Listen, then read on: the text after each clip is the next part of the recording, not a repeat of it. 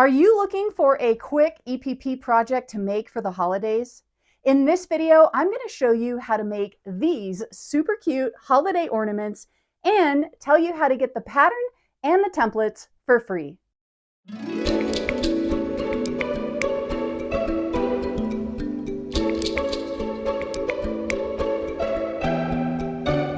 Hi there! Welcome to my channel, MakerJayne, where I share all things English paper piecing. My name is Janie, and I've been doing EPP for over 6 years now, and I love it so much that I decided to create this channel. So if you're new here, I hope you'll consider subscribing and joining me as we explore the art of English paper piecing together. I am super excited to be able to bring you a new project in this video. It's been a really long time since I have been able to make a project video, so I cannot wait to get into it. Before we do, there's a couple things that I want to tell you about the project.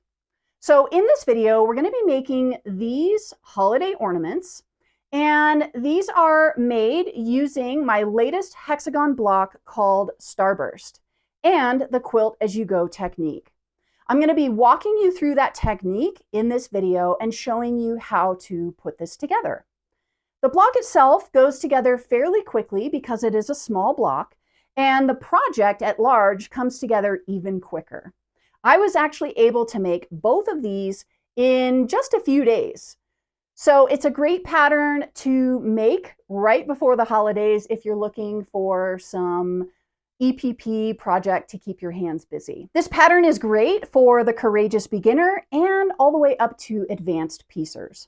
If you are new to working with shapes that have sharp points like this, then I highly recommend you check out the video that I made recently sharing my 9 tips for matching points, and I'll put a link to that up in the cards of the screen. If you're more advanced, I encourage you to practice fussy cutting and playing around with different fabric combinations like I did to get a variety of different looks. You can get the free pattern and the templates inside of my free community at the link in the description. All right, let's make some ornaments. Okay, first let's talk about the tools and the materials that you're going to need to create this project. Let's go over the tools quickly. First of all, you're going to need some scissors or a rotary cutter. I've got both sitting here. I've got my fabric shears and a rotary cutter. You can choose which one you need. You don't need both. So if you have one or the other, you'll be good to go. You're also going to want some paper scissors so that you can cut out the templates that come along with this pattern. You will also need a quilting ruler, and you can use this with your rotary cutter if you're using a rotary cutter. You will still need a quilting ruler even if you're just using fabric shears, because we're going to be measuring at a certain point in the project. We're going to be measuring, so you'll want the quilting ruler for that. You're also going to need an iron and your other basic pressing tools.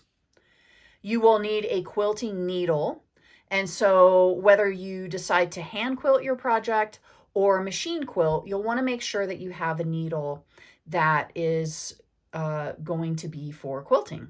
So you'll want a hand quilting needle if you're going to be hand quilting, and you'll want a needle that works with your sewing machine for quilting if you're going to be quilting with your sewing machine.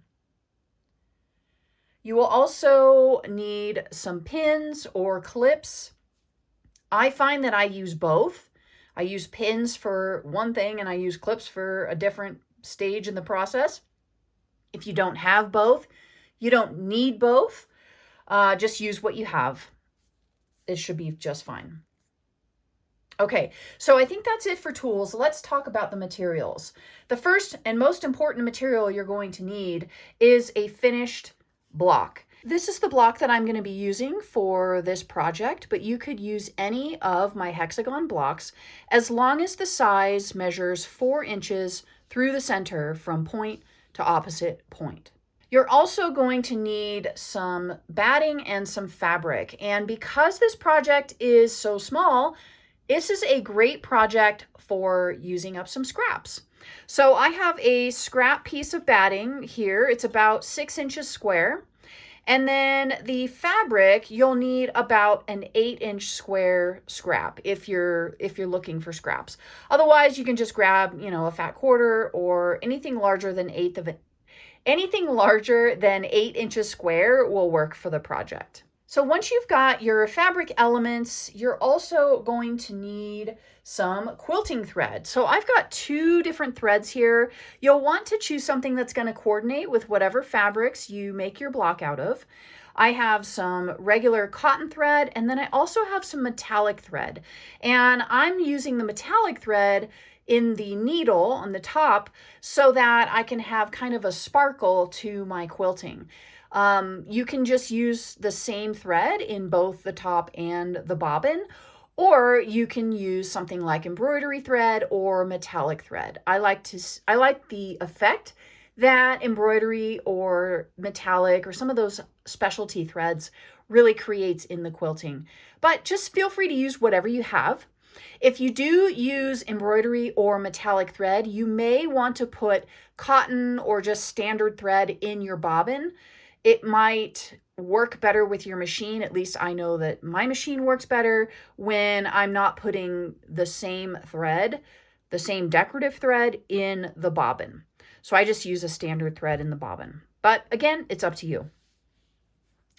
You're also going to need some ribbon, and I just have some 1/8 wide white ribbon that I'm going to be using. This just happens to be in my stash. If you want to choose a coordinating color for your fabrics, you can do that. You could also, if you don't have any ribbon, you could create a little binding strip and attach that to it instead. An optional supply that I have here on the table is some starch. And I find that this is very helpful when we're working on the finishing stage of the project. So if you do have some spray starch, you might want to pull that out and have it handy. And finally, the last material you're going to need is the printable templates. So in the next step, I'm going to show you what we're going to do with these templates, but you'll want to make sure that you have this page printed out. And again, that is in the download. Okay, so that's pretty much everything we need for this project. I'm going to go ahead and clear this off and we'll get started. Okay, the first step in this project is to make the block. I've already got my finished block here.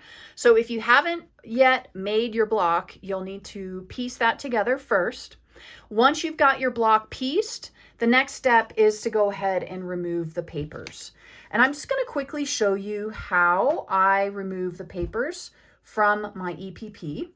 I like to use, especially with pieces especially with pieces that are this small, I like to use a tool that's kind of it's almost like a letter opener. It's got a little bit of a bevel to it, and it has a nice edge that I can just get right up underneath my seam allowances and peel those back.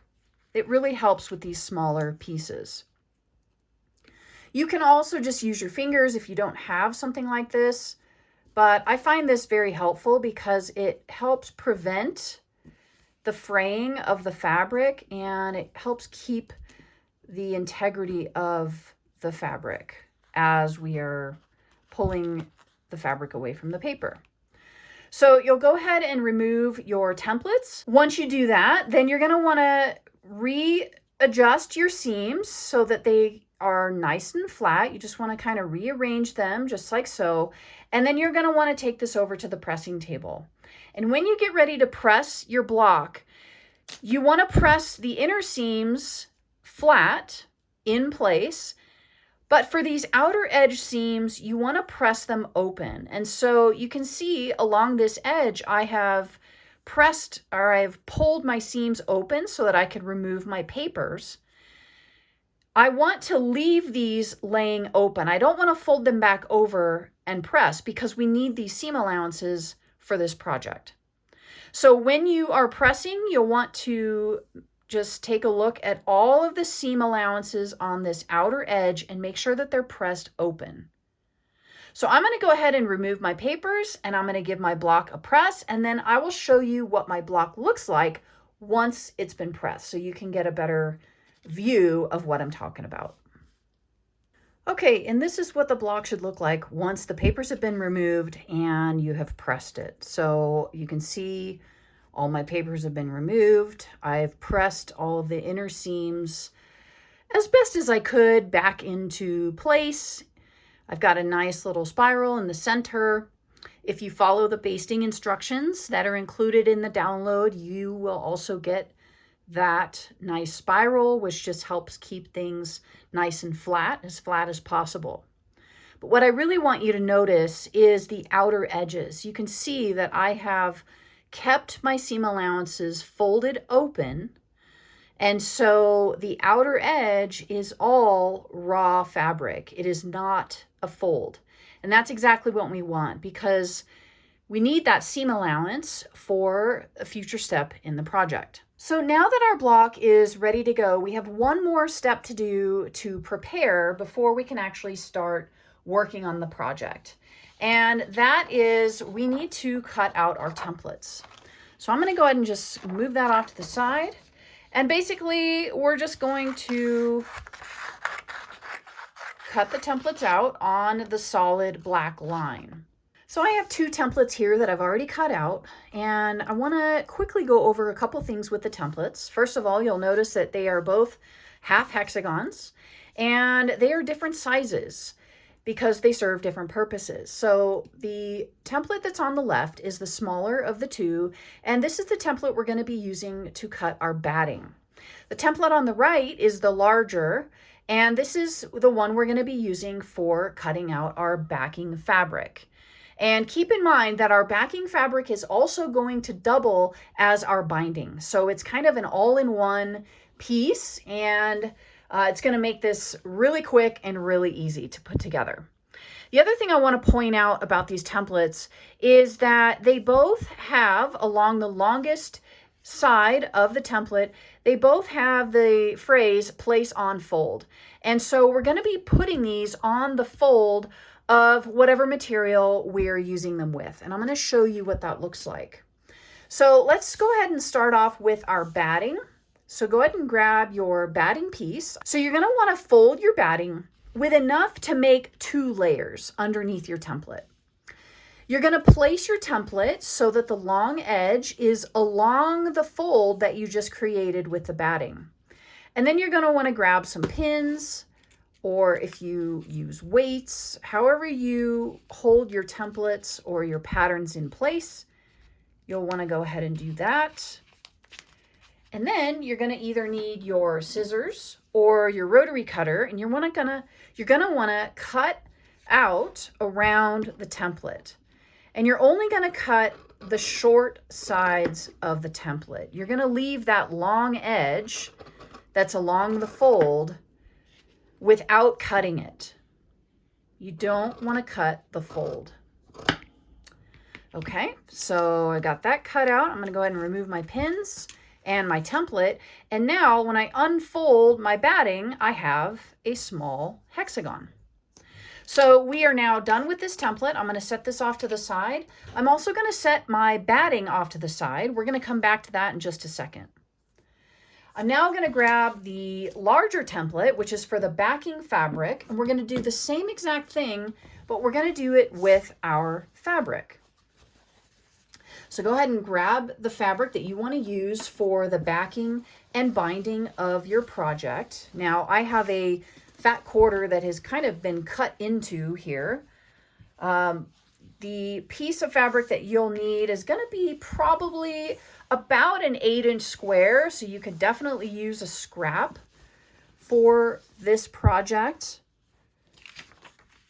That'll work. Okay, I'm just kind of eyeballing this. So it's just like we did with the batting, you're going to fold your fabric so that you have 2 layers of fabric underneath your template. And you're going to place your template along the fold with that long edge. And I'm going to readjust my fabric just a little bit so that I'm not wasting that 1/2 inch of fabric. There we go. That's better. Okay. Once you've got your template in place, and you'll want to put it right on the edge of that fold. You don't want your template to be back like this, where the fold of the fabric is sticking out. You want it to be right at the edge of the paper. You want the edge of the paper right along the edge of that fold. And you'll go ahead and secure your template to your fabric. Okay, once you've got that secured, you can grab your scissors or your rotary cutter and go ahead and do the same exact cut for this larger template. One thing I will quickly mention, because I didn't point this out for the batting, is that if you are going to use a rotary cutter, I highly recommend grabbing a rotary ruler to cut with. You don't want to accidentally make any mistakes and cut into something that you didn't want to cut into. So one way that you can do this is you don't even have to pin, because you'll be using your ruler to kind of hold the template in place. But if you've already pinned, you can. You're just going to be aware that your ruler is going to move when you have pins underneath it. So one way of cutting with a rotary cutter is to place your ruler edge right at the edge of your paper. And then you'll just rotary cut just like normal using your ruler and your rotary cutter. So that's how you would go about rotary cutting this. I'm just going to continue with scissors. Okay, I'll set this extra fabric off to the side. We are done with that fabric. And we'll take a look and see what this looks like. Remove my pins, remove my template, and unfold, and we have our hexagon. I did not press my fabric, so if you also are like me and you did not press your fabric, you might want to go ahead and press this nice and flat. I'm going to go ahead and do that off camera, and then I will meet you back here for the next steps. Okay, we are done with these templates, so you can set these off to the side, or you can save them if you want to make more ornaments. Then you can reuse your templates. Next, we're going to make a quilt sandwich. So the first thing you want to do is place your backing fabric right side facing down towards the table. Then you're going to want to grab your batting material, and you want to place that in the center of your fabric, right on top. You're going to grab your quilting ruler again, and we want to go ahead and do a little bit of measurement. Now, if you've got a keen eye, you could eyeball it and get it centered that way and just forget about measuring. But I do like to measure just to double check. So you want about 1 inch all the way around your batting. And so you can use your ruler to double check your measurement.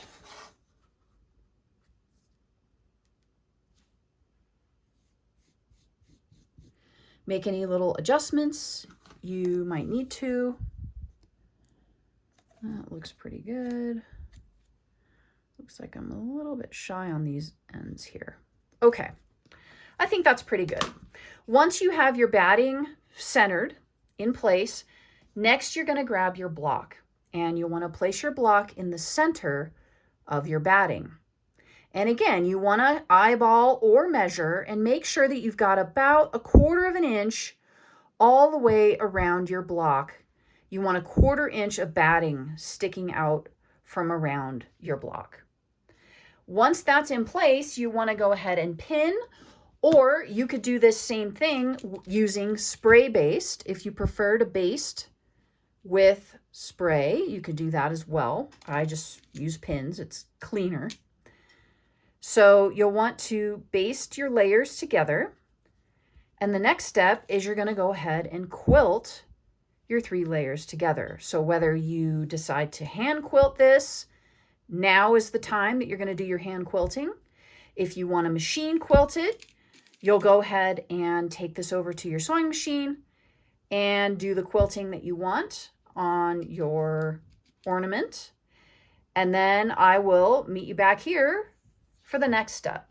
Here's what my project looks like with the little bit of quilting that I've added. I do want to point out that whatever quilting you decide to do, it's going to be visible on the back of the work wherever you start and stop your quilting. So keep that in mind.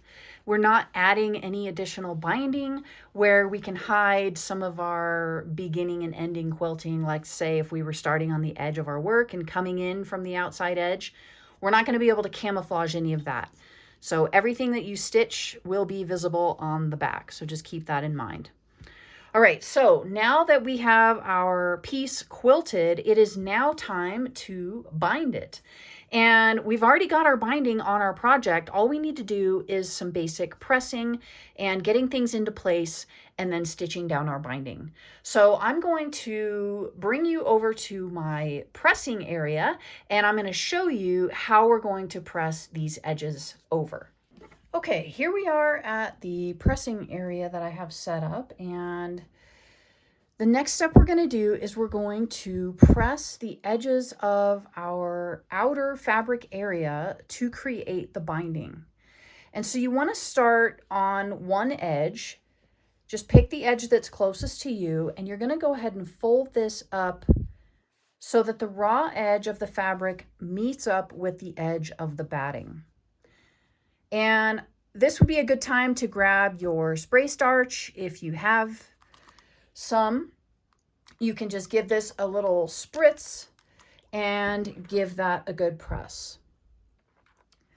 Once you have that first edge folded and pressed, you'll want to rotate your work so that the next edge is facing you. And you're going to do the same thing. You're going to fold that up so that it meets up with the batting. And then give that a press. And you'll continue in this way all the way around until you get back where you started. So all 6 edges of your project should have been folded over one time. The next thing you want to do is get the ribbon that you're using for your project. So I'm going to be using this white ribbon. You want to cut off a section that's about 11 inches, 10 to 11 inches in length. Once you have your ribbon cut to length, you're going to fold it over so that it's doubled over on itself and fold it in half. And then you want to tie your 2 ends together.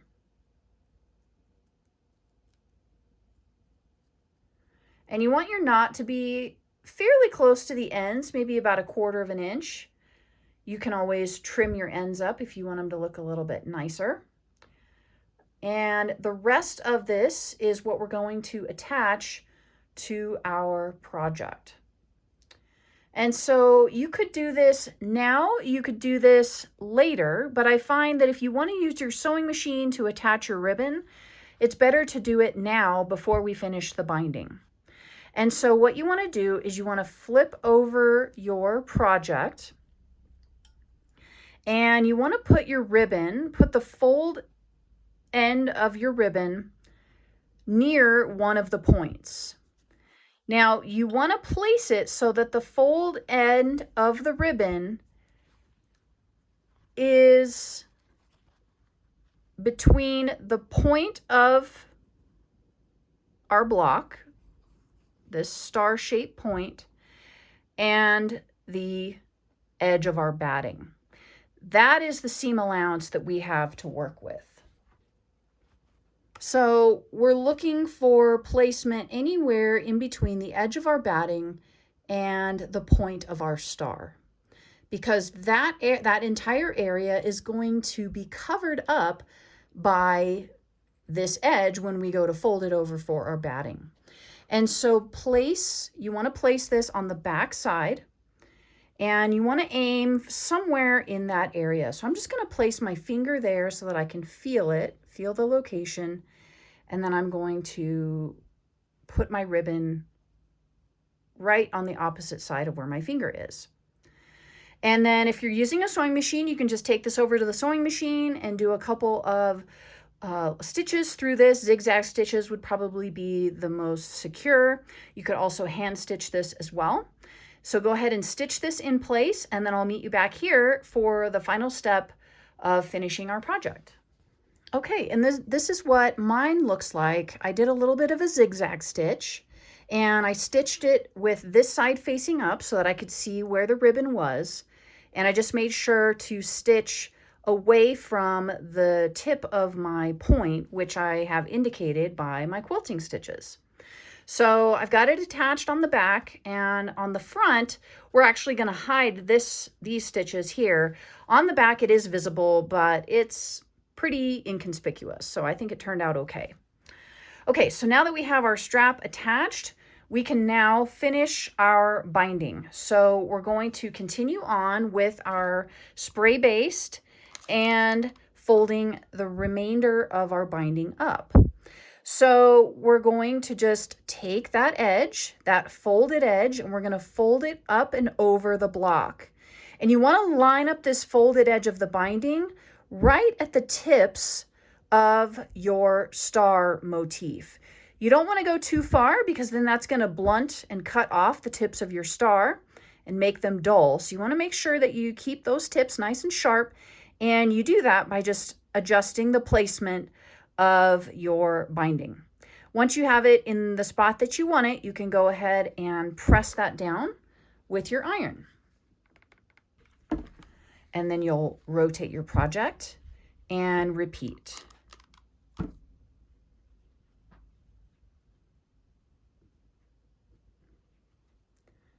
And the cool thing about this method of binding is we don't even have to do any mitering of any corners. They automatically are mitering on them on their own. So that is a really cool feature of doing this type of method. So you're going to continue in this way all the way around your project. And if you want, and if you have pins, I'm trying to find my clips right now, pins or clips, here they are. You can go ahead and clip it as you go. Sometimes the corners have a tendency to want to lift up just a little bit, so you can use clips or pins, like I said, whatever you've got. And continue on until you go all the way around your block. Once you've got all your edges folded over and the corners pinned and nice and secure, you can take this over to your sewing machine and stitch down your binding, or you can hand stitch your binding as well. And that's the last step. So go ahead and do that, and I'll meet you back here and we'll take a look at what the finished ornament looks like. Okay, and this is what your finished ornament could look like. So we've got the front that features our star. We've got a radiating star behind that. And then we have just some simple quilting and our quilt as you go binding and our little hanger. And on the back, we can see our quilting because I did machine quilt this. Of course, even if you hand quilt it, you will see your stitching on the back. But for the binding, I went ahead and machine stitched that down. And so that's why we're seeing this hexagon on the back. If you decide to hand stitch your binding down, and as long as you don't stitch through to the back, you won't see that hexagon shape on the back. So you can have a lot of fun playing around with different fabrics. You can choose totally different colors than I did. You could make them holiday themed, you could make them seasonally themed. All you have to do is switch out the block to something that might be more appropriate for maybe a birthday or a themed, gathering or whatever it is you want to decorate for. You can even add these to like a streamer type of thing. So the possibilities with these are really limitless. I'm looking forward to seeing what you create with this project. And that is how to make the EPP holiday ornament. Remember, you can get the free pattern at the link in the description. And if you do end up making this, I would love to see a photo of what you create. You can share your makes with me directly inside of my free community at the same link in the description. I hope you enjoyed this video. Thank you so much for watching. And until next time, happy stitching and happy holidays.